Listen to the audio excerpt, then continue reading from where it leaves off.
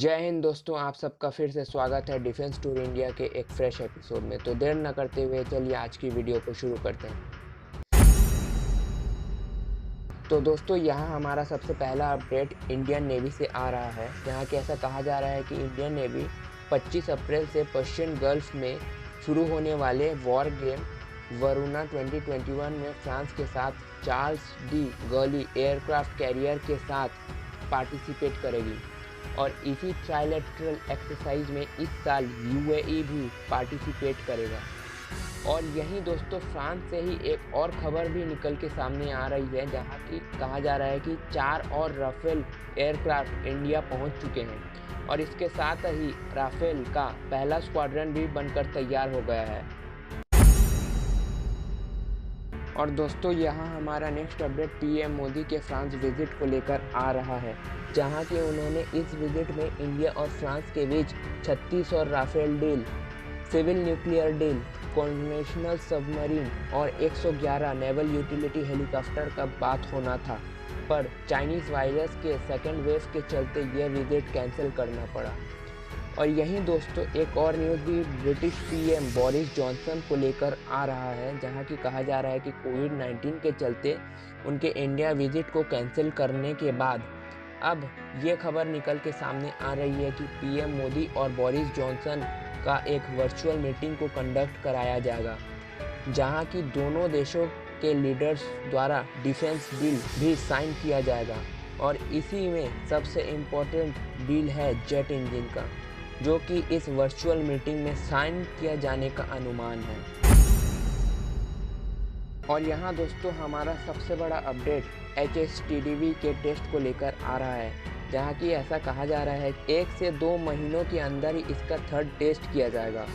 और इस टेस्ट में इस मिसाइल को 12 मिनट तक रन कराया जाएगा और ये इस 12 मिनट में 1500 किलोमीटर का रेंज को कवर करेगा। और इसी टेस्ट को इसके आउटर शेल को निकालकर कंडक्ट किया जाएगा। और दोस्तों, एक और खबर VLSR सैम को लेकर आ रहा है, जहां की कहा जा रहा है कि इसके फैब्रिकेशन का काम बैकग्राउंड में चल रहा है और कुछ ही महीनों में इसका सेकेंड टेस्ट किया जा सकता है। तो यहाँ दोस्तों, हमारा next update MH-60R Romeo helicopter को लेकर आ रहा है, जहाँ की इसके 4th हेलीकॉप्टर को बोइंग द्वारा ट्रायल रन कराया गया। और ऐसा कहा जा रहा है कि इसी साल इसका 4 से 5 हेलीकॉप्टर को इंडिया को दिया जा सकता है। और ऐसे ही 24 हेलीकॉप्टर इंडियन नेवी द्वारा प्रोक्योर किया गया था। और यहीं दोस्तों, एक और खबर S-400 के डिलीवरी को लेकर आ रहा है, जहाँ की ऐसा कहा जा रहा है कि इंडिया ने इसके आने के सब तैयारी कंप्लीट कर लिया। ये इसी साल नवंबर महीने में रशिया द्वारा पहला S-400 का बैच इंडिया को दिया जाएगा।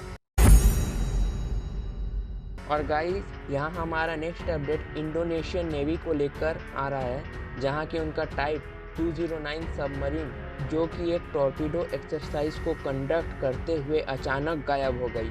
और इसी सबमरीन को खोजने के लिए इंडियन नेवी ने इंडोनेशियन नेवी के कहने पर अपने डीप सबमर्सिबल रेस्क्यू वेसल्स को इंडोनेशिया भेज दिया रेस्क्यू मिशन को कंडक्ट करने के लिए।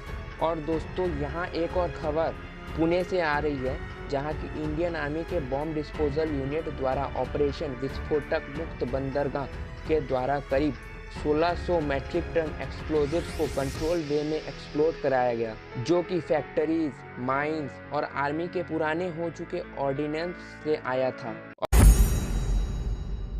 और गाइस, यहाँ हमारा नेक्स्ट अपडेट छत्तीसगढ़ से आ रहा है, जहाँ की नक्सलियों द्वारा वीडियो जारी करते हुए कहा गया है कि इंडियन सिक्योरिटी फोर्सेस ने उनके ऊपर अटैक हेलीकॉप्टर और ड्रोन से उनके ऊपर बम और मिसाइल से हमला किया है।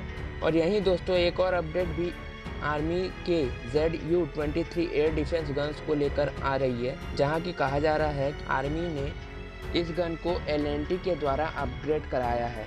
और अब इस गन में मैनुअल की जगह हर एक चीज़, हर एक कंपोनेंट्स ऑटोमेटिक कर दिया गया है। और इसमें automatic target tracker, electro optic fire control system, night vision camera, laser range finder, digital fire control system, ये सब को ऐड किया गया है, जिसके बाद इंडियन आर्मी के कैपेबिलिटी में भी काफ़ी इजाफा होगा। और यहाँ दोस्तों आज का हमारा आखिरी अपडेट इंडिया जापान को लेकर आ रहा है, जहाँ की इंडिया और जापान दोनों मिलकर अंडमान एंड निकोबार आइलैंड में इंडिया का पहला ट्राई सर्विस कमांड को स्थापित करेंगे। और इसी प्रोजेक्ट का एस्टिमेटेड प्राइस करीब 36 मिलियन से ज़्यादा का होगा। और गाइज यहाँ DRDO द्वारा एक और खबर निकल के सामने आ रही है कि DRDO द्वारा एक स्पेशल टाइप के जेल को डेवलप किया गया है, जिसको कि अगर आग में डालेंगे तो कुछ ही सेकंड्स में वो आग बुझ जाएगी। और ये जेल आर्मी द्वारा 1 से 2 सालों के अंदर ही आर्मी में इंडक्ट कर लिया जाएगा। तो दोस्तों आज की वीडियो यहीं तक।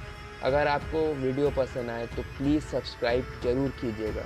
मैं मिलता हूँ मेरे नेक्स्ट वीडियो में, और तब तक के लिए जय हिंद, वंदे मातरम।